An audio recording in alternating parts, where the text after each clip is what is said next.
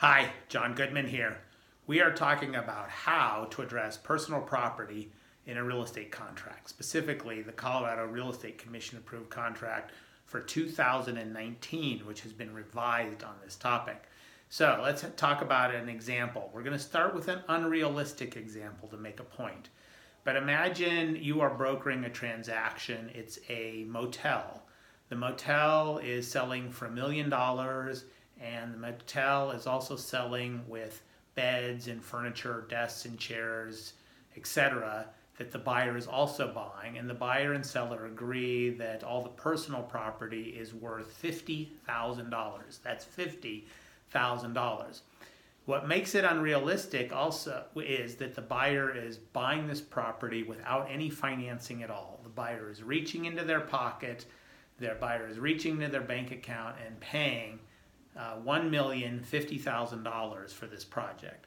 Well, in this unrealistic example, it doesn't matter whether you allocate the whole purchase price to the real estate purchase price of $1,050,000, or whether you allocate it $1 million for the real estate, $50,000 for the personal property. It doesn't make a difference. The purchase price for all the stuff together is $1,050,000. But in the real world, it's a lot more complicated. In the real world, because people tend to get financing, because people buy these things with borrowed funds, there's pressure when there's personal property involved in the transaction to diminish the attributed value of the personal property and attribute it to the real estate, which allows the borrower to borrow more, a higher percentage of the purchase price. It's much more advantageous for the buyer to buy, in this example I just mentioned, to get financing based on the value of real estate of $1,050,000 than it is for the buyer to buy based on a valuation of $1 million and have to come up out of the buyer's own pocket with $50,000 to pay for the personal property. Cash is king. People like to leverage their scarce cash as best as possible, hence creating the pressure to attribute the value not to the personal property, but to attribute the value to the real estate. So, with that in mind, talking about this change in the Real Estate Commission approved contract, we're going to talk about 3 more realistic examples. One example, what I will call the junk example. In a residential real estate transaction, yes, the buyer is getting some personal property. Things like, let's say, the washer, dryer, and refrigerator. That's the junk example. It's pretty easy to convince an underwriter that that stuff essentially has zero value if it was removed. It has zero value to the seller. That's the junk example. Another one, the second one, I'm going to call it the ambiguous example. This might be the ski condo, where the seller is selling a ski condo. The seller's owned the ski condo for 12 years. The ski condo is furnished. The furniture has been beat up over 12 years by ski boots and sleds and snow melting and cigarette smoke and whatever else it is.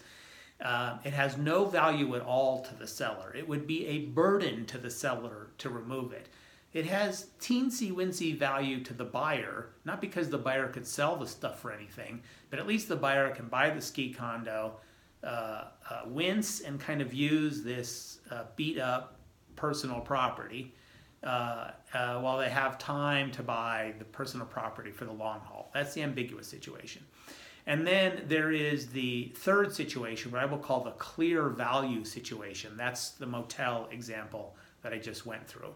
Okay, keeping in mind that this Real Estate Commission's new concept has to be able to address all 3 of these situations, and keeping in mind that the real world also makes these things more complicated, because sometimes the personal property that's being conveyed, the list isn't known at the time the contract is formed. Sometimes the list is created later. Sometimes this is addressed in amend extends.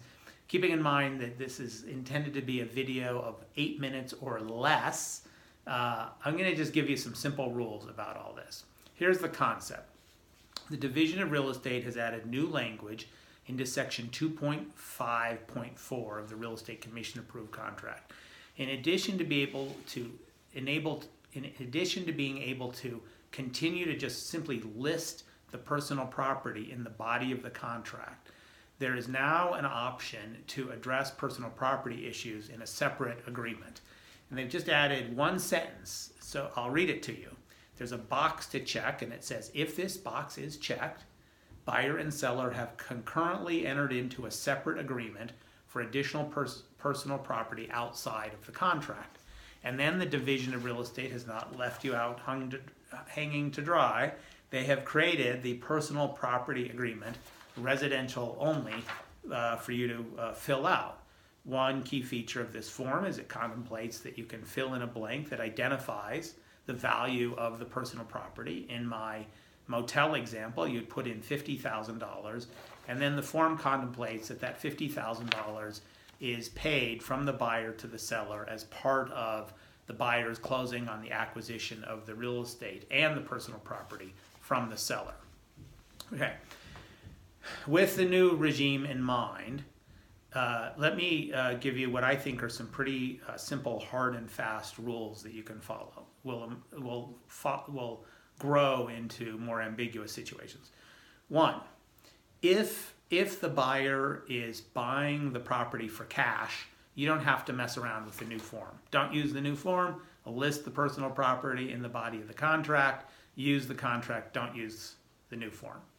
Rule number two, if the personal property that the buyer is buying is clearly no value, if it's junk, if it's the washer, dryer, refrigerator kind of thing, it's not material to the transaction, I suggest you not use the new form. Continue with the tried and true system that has worked for decades. List washer, dryer, and refrigerator in the body of the contract. Avoid some of the ambiguities of the form. If the personal property clearly has value, like the motel situation, if it clearly has value, then what I would suggest you do is you check the box. You check the box that you're going to use the form. You use the form. And then there will be pressure in the transaction to keep the value that's attributed to the personal property as low as possible.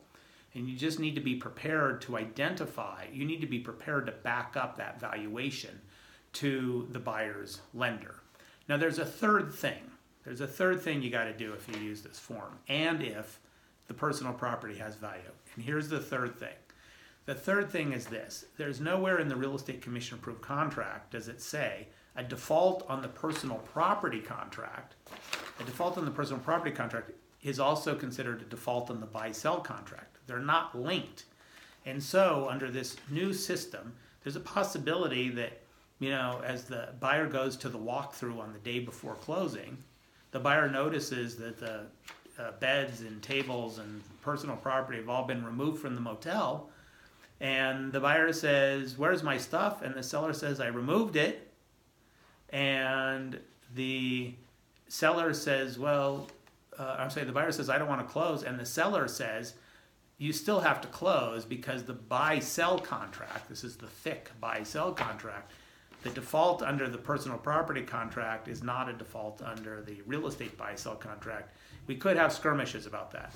Now, I don't think the refusal to link the two is a mistake. And the reason I don't think the refusal to link the two in the Real Estate Commission approved form system is a mistake, the reason I don't think it's a mistake, is because of the ski condo situation. If they were automatically linked, in a way it's the buyer saying to the seller, but also to the buyer's lender, this junky furniture I'm getting when I'm purchasing the ski condo has value. I don't want to close on the real estate unless I get the junky furniture. Well, if that's the buyer's position, that means it has value, and it's harder for the mortgage underwriter to conclude it doesn't have value. If you're in an ambiguous situation, that ski condo situation, I am suggesting you check the box in the contract, you use the form, you ascribe a value to it that's as low as legitimately possible. Could be $0. Again, on the theory, it would be a liability for the seller to remove it. And then be prepared to educate the buyer's lender that the beat up old furniture really does have a value of $0. Ladies and gentlemen, thank you for indulging this long video. We live in a complicated world. Be careful out there.